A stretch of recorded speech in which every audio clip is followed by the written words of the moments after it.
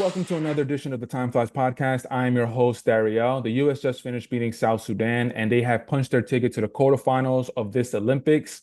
Now, in today's game, Steve Kerr started off the game with Steph Curry at the one, Devin Booker at the two, Jason Tatum at the three, LeBron at the four, and Anthony Davis at the five. And definitely the highlight of that starting five is seeing how Joel Embiid is not starting.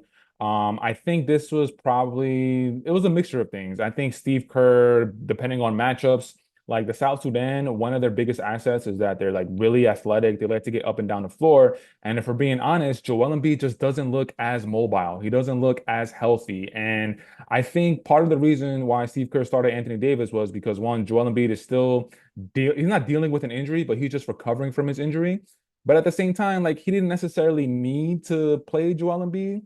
Even though South Sudan did play United States really well in that exhibition game last week, where they ended up losing only by 1 point, I think the biggest reason for that was because the U.S. just went into that game just totally disrespecting South Sudan, which was a different story in today's game. In today's game, you can tell that the U.S. came out focused, they came out determined, and they came out really trying to make a point and prove a point to South Sudan that they're not really on that level.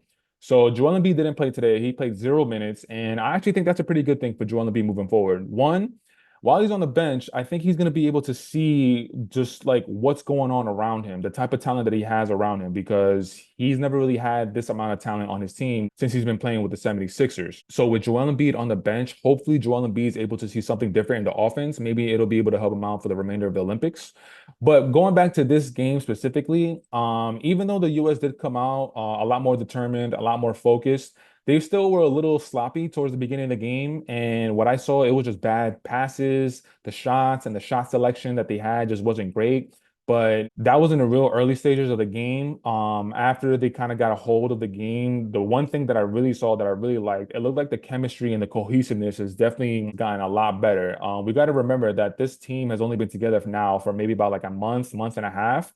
And there were certain points, especially in that first quarter, where I just saw the ball movement, the body movement, the ball was swinging from side to side, and it was like crisp, sharp passes. And that's something that we definitely got to keep an eye on for the rest of the Olympic tournament. As more time goes on, the chemistry and the cohesiveness between all these players, everybody's going to know where certain players like the ball, what certain tendencies players have. Like Derek White is never going to stop moving. Derek White is always moving at every single second of the game, whether if he's backdooring, whether if he's just rotating on defense. So that's something that his teammates have to get used to. There wasn't a whole lot to take away from this game. Going into the game, the number one thing I was looking for, I just wanted to see if the U.S. was going to come out a lot better than they did in the exhibition game against Sudan, which they did. But something else that I noticed was that Steve Kerr is kind of like implementing this platoon system where after the starting five plays, in today's game specifically, he subbed out the starting five and he put in KD, Bam, Anthony Edwards, and Drew Holiday, and he replaced Steph Curry with Derek White.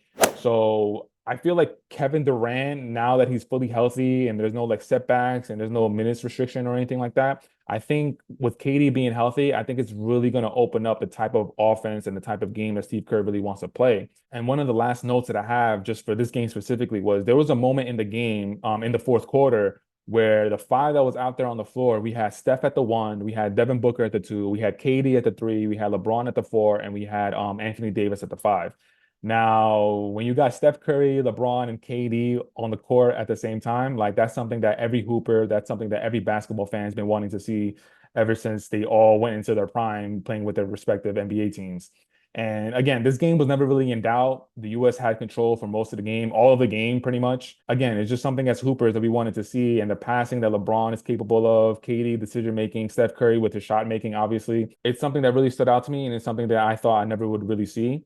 Now, going back to the game against Serbia, the I think the number one takeaway from that game was how Jason Tatum didn't play any minutes. And pretty much the NBA media back here in the States was going at Steve Kerr's neck, just kind of like really judging him for not putting Jason Tatum in the game. And in my previous episode, I did talk about it and I talked about how surprised I was that Jason Tatum didn't play. But now with a couple days removed, like Kevin Durant's performance in that game was like kind of legendary. Kevin Durant's performance in the first half of that game against Serbia, like he was 100% from the field. I don't remember exactly what his field goal attempts and his field goal mades were, but he was 100% from the field in the first half. And if I was Steve Kerr, I wouldn't take KD out. KD's in a rhythm. KD's like he's feeling it. So if I was Steve Kerr, I wouldn't have taken out KD as well. And throughout the whole training camp, when reporters were talking to KD, KD was talking about just how much he wanted to be out there with his teammates, with his guys, and how much he just wanted to contribute to the team. So Steve Kerr, I feel like didn't really want to take that away from Kevin Durant.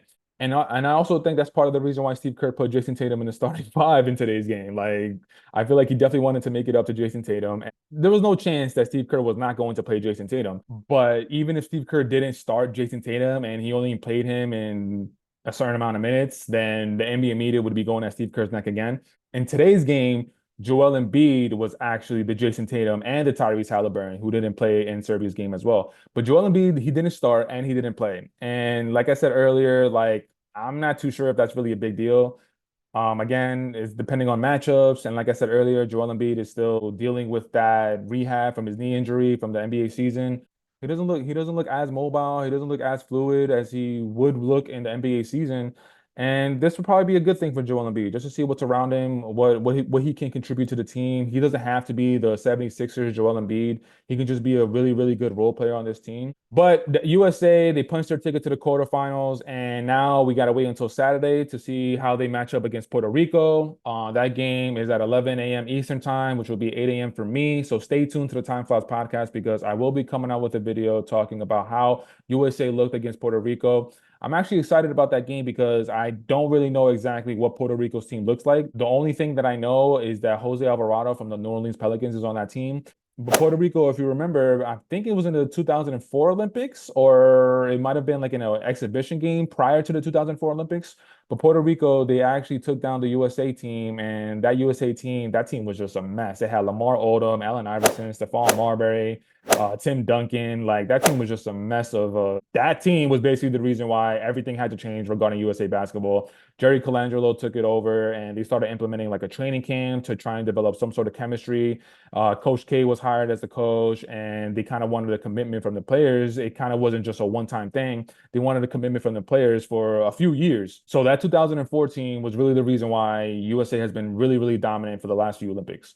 But guys, that's it for today's episode. I'm going to keep it short, sweet, and simple. So tune into the Time Flies podcast as I will be coming out with an episode talking about the USA and Puerto Rico game. If you're listening to this on any of the podcast streaming platforms, remember to rate, review, and subscribe. If you're listening to this on Apple, Amazon, or Spotify, if you're watching this on YouTube, hit that thumbs up, subscribe to the channel. That'll be a really big help. But until next time, I'll check you out on the next episode of the Time Flies podcast.